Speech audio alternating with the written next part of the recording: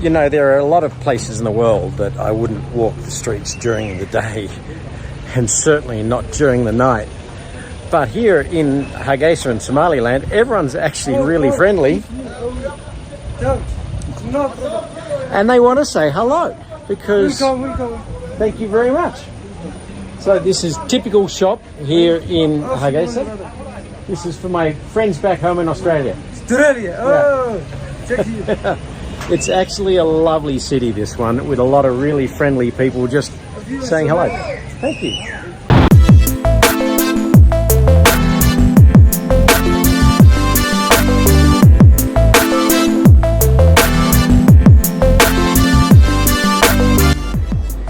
Somalia. Where are we going to visit? We could go to Mogadishu. Nah, it's like doing Black Hawk Down. Right.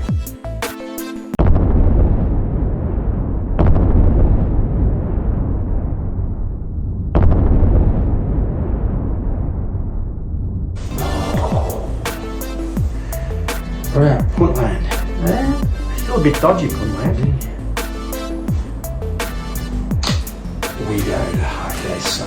We go to Somalia. Hargeysa.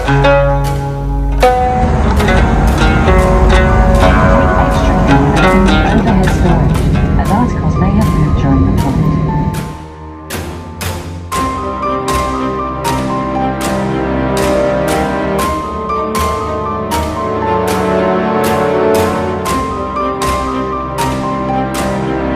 Somalia comes into our public consciousness when we think of movies like Black Hawk Down.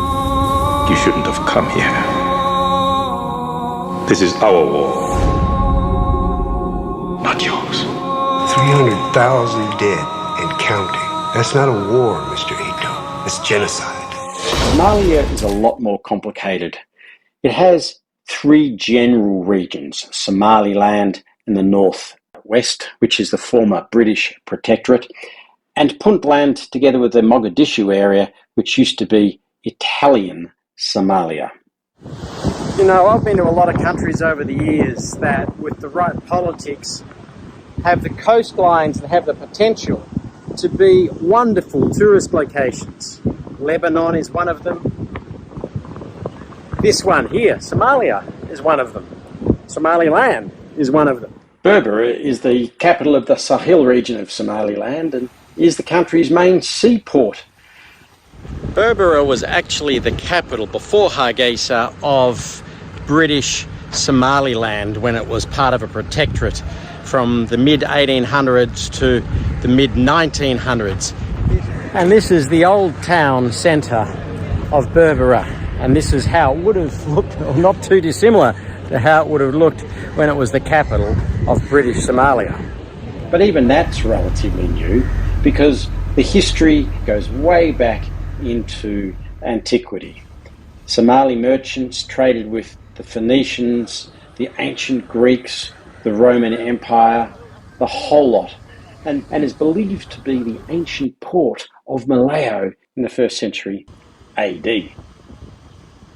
So even though the place, well, is a little bit worse for wear now, it's been around a long, long time. One of the most amazing sights you can see in Somaliland is the Lasgil cave paintings.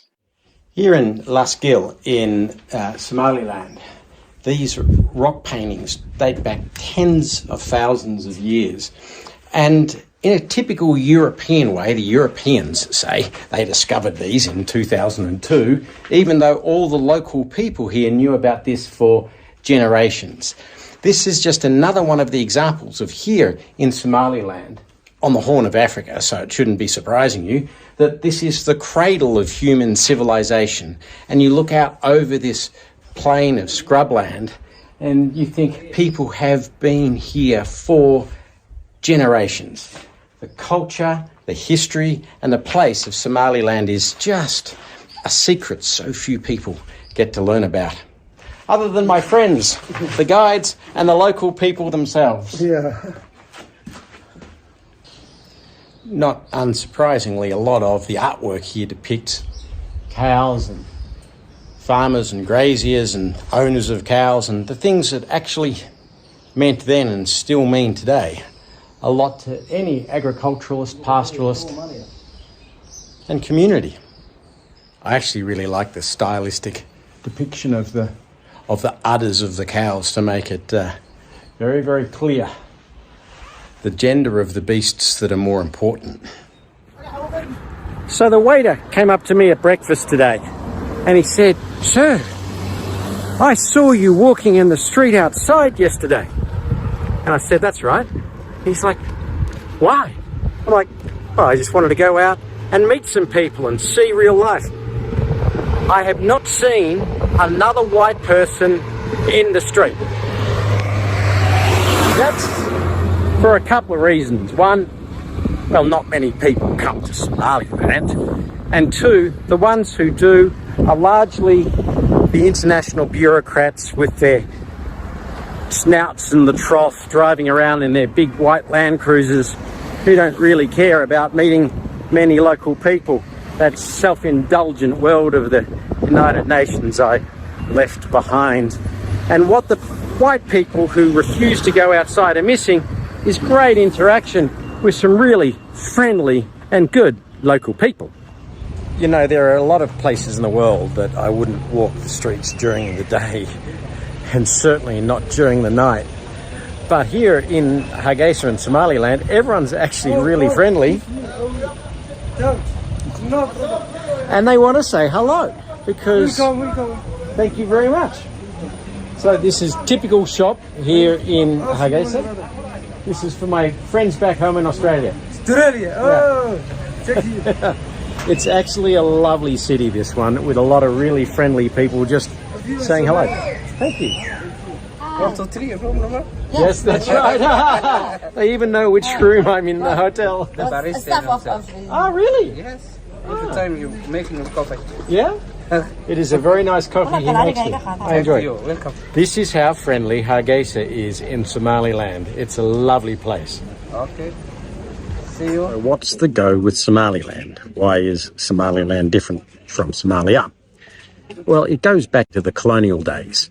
What is now Somaliland, northwestern Somalia, was in the British Protectorate and under British colonial power.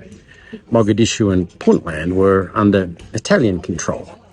And this had two critical differences. The British pretty much had a light touch and allowed the clan-based system to keep running the shop.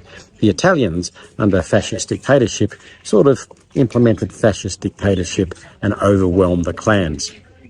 In 1960, both the British and the Italian sections of Somalia gained their independence. Somaliland got independent on the 26th of June 1960 and spent 5 days as an independent country when on the 1st of July 1960 the Italian part of Somalia gained its independence and the two agreed to come together. Long story short, Somalia and Somaliland are still very clan-based in the way they do things, and the disempowerment of the clans by the Italians and the empowerment of the clans by the British meant that there was, let's call it, a cultural clash. And the two really didn't come together well, kicked off a civil war. Somaliland declared its independence and has pretty much cemented itself for the last 31 years now. So Somaliland has an operating government. It has an upper house in the parliament, which is the House of Elders, a lower house, which is the House of Representatives, and has been operating as a de facto independent country. So why don't people recognise Somaliland? Well, a number of countries have different reasons. Italy wants to maintain the importance of Somalia and stops the EU recognising Somaliland. The US and other powers see that if Somaliland broke away, it would destabilise Somalia and send that more into a basket case. And the African Union is very much against the redrawing of colonial boundaries because they fear that that would trigger an explosion of other countries falling to bits. Now, whether Eritrea, Ethiopia and South Sudan make any difference on that, we'll see. So what you have is everyone thinking Somalia is a basket case, which around Mogadishu it is, but Somaliland, operating as an independent entity on the northwest, operates quite freely and quite well, but it can't get the benefits of good governance because everyone thinks it's part of Somalia, so no one will invest here.